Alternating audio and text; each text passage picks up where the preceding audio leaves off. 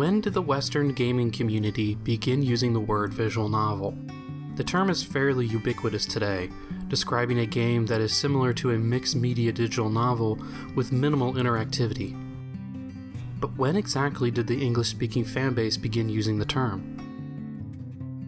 The word originates from Japan, but if we turn back the clock to the late 90s and early 2000s, many of the early American companies that were publishing Japanese adventure and simulation games on the PC never classified their titles as visual novels. They would call them anime games, or ADVs/AVGs, or they would simply call them Bishoujo games, games where you interact with beautiful girls. Even in Japan itself, the term visual novel is actually almost never used by fans or publishers. In fact, while the term visual novel comes from Japan, it is used far more often by Western fans. Many games English-speaking fans would call visual novels, such as Steins Gate or Clannad, are actually classified as ADVs by their Japanese publishers. The creator of the Zero Escape series, Kotaro Uchikoshi, even explained in a 2013 interview that the visual novel term does not represent the genre in Japan, and that the games he creates are considered just another kind of adventure game in their country of origin. The word itself, visual novel, was originally just a brand name that was created in 1996 by a company named Leaf in order to label a series of games called the Leaf Visual Novel series. The word was not initially meant to represent a genre, and is not really used by many Japanese companies outside of Leaf, with one of the few exceptions being the early games released by Type Moon, which take clear inspiration from Leaf's titles. So if American companies didn't use the term visual novel for many years, and the word doesn't even really represent the genre in Japan itself, then when and why did Western fans start wanting to classify every Japanese game with character portraits and text boxes as a visual novel? Well, there could be multiple reasons, but personally I think the biggest contributor to the spread of the word visual novel in the Western community was actually a small, often forgotten company, a publisher that tried to make it big in the booming DVD market of the early aughts, but quickly disappeared into obscurity. A company whose history we are going to overview in this video, a company called Hirameki International Group Incorporated. During the early 2000s, the DVD industry was growing exponentially in the United States and around the world. DVD players were becoming more affordable, and the popularity of devices like the PlayStation 2 were giving more and more people the ability to experience this exciting new video format. Are there any specific features that you're looking for on it? Yeah, the DVD player and the internet. Around the same time, Japanese media such as anime and manga was also being exposed to a larger audience, with manga being shelved in mainstream bookstores and anime appearing on television and becoming more widely available on home video thanks to DVD. Companies began popping up all over the place to get on the ground floor of this quickly growing anime DVD industry, with Hirameki International Group Incorporated being one such company. Founded in March 2000 by Masata Someya, Hirameki was a publisher with offices in both Tokyo and California that hoped to introduce new anime-related products into the American market. Hirameki was aiming big, with the company quickly establishing an anime home video line, an online marketplace to sell their products, and even their own magazine to help spread their cheesy propaganda.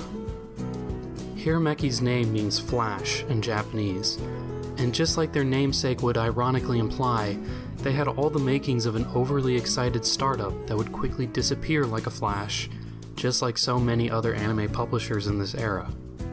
However, Hirameki's mission statement was to use their advanced technological knowledge to develop new concepts that cannot be imitated by competitors. And they did this by publishing interactive DVD games. In Japan, these titles are often called DVD PG, or DVD player games, and are pretty self-explanatory. They're games that can be played on any DVD player by simply using your remote. What Hirameki's goal was specifically, according to their Japanese website, was to publish Bishoujo games that had branching stories to a general audience in America. While there had been several companies before this that had localized various adult Bishoujo games for the PC, Hirameki's plan was to reach a potentially untapped market that would want to experience slightly more family-friendly titles, and they hope to reach this audience through the hugely popular DVD format with their product line called Anime Play. Hirameki's first product under their Anime Play line, whose exact release date is actually kind of hard to pinpoint, but it's somewhere around 2002, was the DVD version of Nitro Plus's Phantom of Inferno, which was written by the then unknown Gen Urobuchi. This hard-boiled adventure game, as it was advertised in Japan, was basically a digital choose-your-own-adventure book, with Hirameki saying as much in their advertising, and was a style of game that was perfect in many ways for the DVD format because it had almost the same level of interactivity as a typical DVD menu. If this sounds familiar, that's because, yes, Phantom of Inferno was what most people would now call a visual novel. But you would not see that term on any of Hirameki's copy for the game. They simply called the game a interactive DVD. Phantom of Inferno ended up being pretty successful for Hirameki, so they decided to double down and greatly expand their catalog of titles. Hirameki would go to the Electronic Entertainment Expo in 2003, where they announced that they would be releasing a whopping 15 additional interactive DVD games, all of which were ports of pre-existing PC Bishoujo adventure games. Not only were they planning to translate all of these games, which were very text-heavy, and reprogram them into DVD titles, but they confidently proclaimed that they would release all of them by the end of 2003. This did not happen.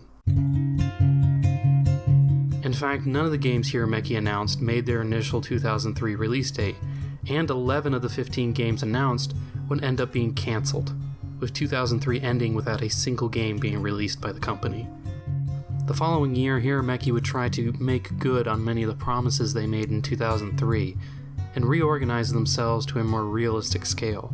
During this year, they would both restructure their magazine and home video lines, and then eventually discontinue both of them in order to focus on their core strength, their DVD games.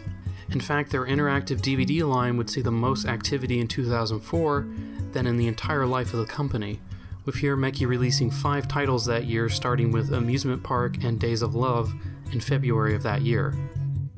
This year also marked the release of Hourglass of Summer, which would end up being one of Hirameki's most critically acclaimed DVD titles and would go on to be one of their best sellers. However, again, none of these titles were classified as visual novels. Hirameki had begun to dabble with using the term in their E3 pamphlets in 2003, where they described that their games are sometimes known as visual novels or digital comic books, and even their magazine spoke of how DVD games are known as visual novels in Japan. But it wasn't until the release of Ishika and Hanori at the very end of 2004 that Hirameki would go all in on using the term, and label the title as an interactive DVD visual novel. Hirameki realized that most people couldn't easily understand what their products were, a problem that would plague their business for the life of the company. Classifications like adventure game or interactive DVD were a little too vague. They needed a word that felt more unique and special, something that would clearly explain what their products were. They most likely saw popular companies like Leaf and especially Type Moon using the term visual novel, and decided to adopt the term for their own. And once they decided on classifying their titles as visual novels, they went hog wild putting the term on every piece of copy they published. When you entered their newly designed website, the words "Step inside a visual novel" would greet you. Their store was redesigned and had the new slogan of "Welcome to the wonderful world of visual novels." They had a comic explaining what this new and exciting genre was, and how most of your favorite anime are actually based off visual novels. None of these titles were ever called visual novels in Japan, but Hirameki would label them as such in order to unify their products and to have a word they could sort of rally their fan base behind. To assist in building up a fan base, Hirameki also opened up a community hub in 2005, where their fans could discuss their titles. They even started a blog called Anime Damashi, where they could share news about their products and anime in general, answer questions about Japanese culture, and even post translated interviews with the creators of their games. Around this time, Hirameki began to realize that while pretty much everyone owned something that could play DVDs, the audience that was interested in playing their games in that format was fairly limited.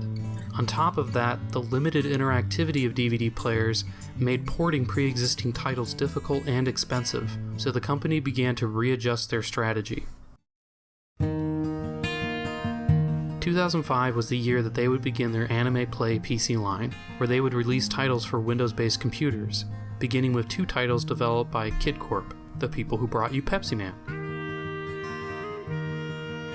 These titles were Ayori Ayoshi, a game based off an anime and manga franchise, and the other was Ever 17 Out of Infinity.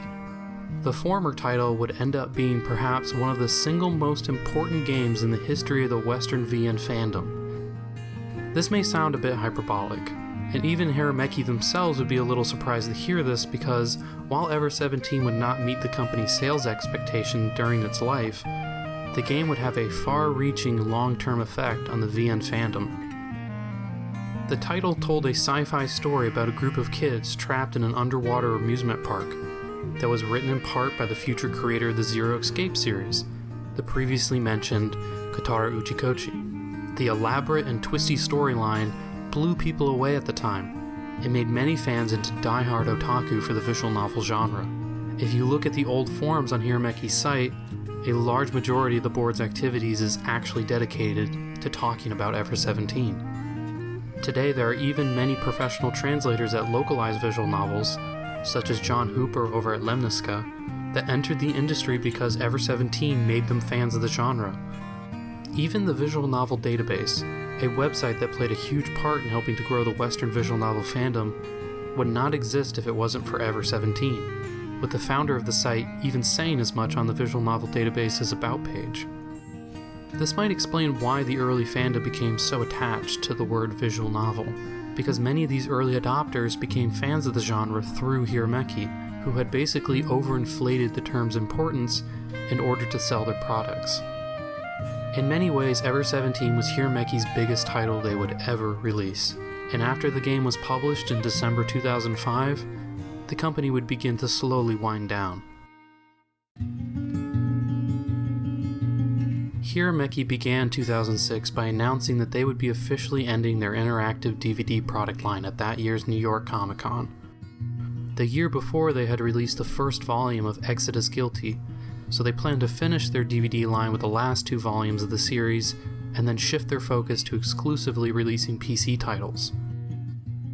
Hirameki would also experiment a bit this year by releasing 2 titles that were aimed at a female audience, very different from their male-focused Bishoujo titles they had published before. These games were a gothic horror title called Animamundi Dark Alchemist, and Yojimbo the Bodyguards, a story about a modern-day high school girl that gets transported to ancient Japan. Yojimbo is especially notable for being the very first otome game to ever be officially released in English. This was pretty forward-thinking for Hirameki, because it would be another 6 years before companies like ASCII would begin to regularly localize otome games like Hakuoki in 2012. They even spoke of plans to start a separate product line of titles aimed specifically at women, but it was never realized. While these titles were being released, Hirameki was having a lot of trouble getting their games into retail stores. While they were selling their games online through sites like Amazon, Right Stuff, and even their own store, online shopping was not like it is today, and not having their games in a brick-and-mortar store was a big issue for a company selling physical goods.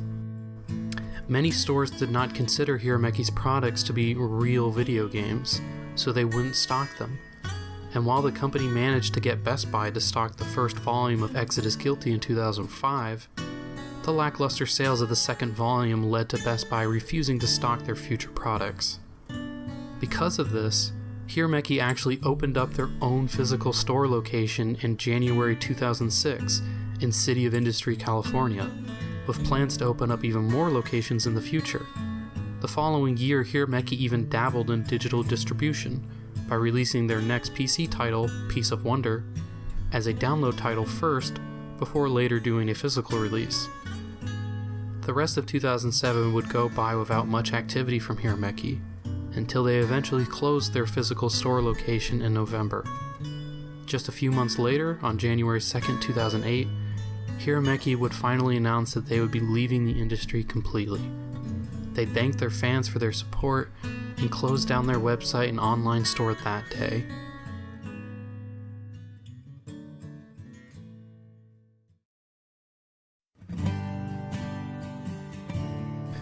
While the company had created a very small, dedicated fan base in the past few years, the North American market was just not big enough for them to survive.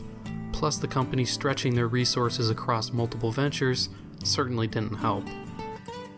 Funnily enough, shortly after Hirameki's closing in 2008, the US saw the opening of several big players in the VN space, including Manga Gamer, who was founded in 2008 and are still around to this day. Around the same time, a huge fan translation scene popped up that began translating many of the major titles in the genre, like some of the stuff worked on by Mirror Moon and TL Wiki. Games like 999 in 2010 would also help create fan bases that enjoyed playing more novel-like experiences. Freeware titles like Kotaro Shoujo in 2012 introduced many people to the concept of a traditional visual novel as well. And finally, even Steam began opening its doors to visual novels around 2014, which put the genre in front of the larger video game community in a way it hadn't before. And big hits like Steins Gate started to be officially translated. Now the genre is a fairly well-known and established thing in the West, with Hirameki helping in a small way to lay the groundwork for the genre's future success. During the genre's growth in the West, Hirameki would actually appear online again in 2010, when they reopened their website as the official North American seller of cyber gadget video game accessories, a business completely unrelated to visual novels. However, just a few years later in 2014, they would finally close down their site for good, never to be heard from again.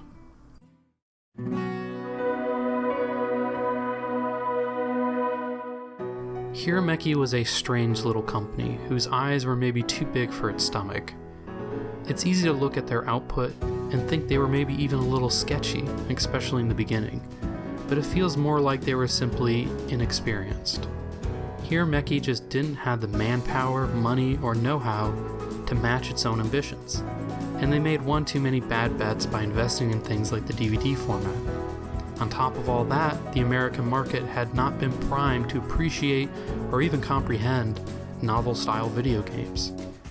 However, despite all this, they still ended up making a mark on the Western fandom in the long run with releases like Ever 17, whether they intended to or not.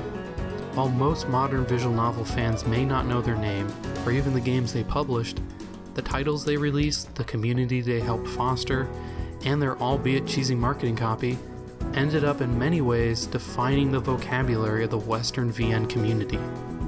Or maybe not. I don't know for sure, but they were a weird little company that is fun to look back on.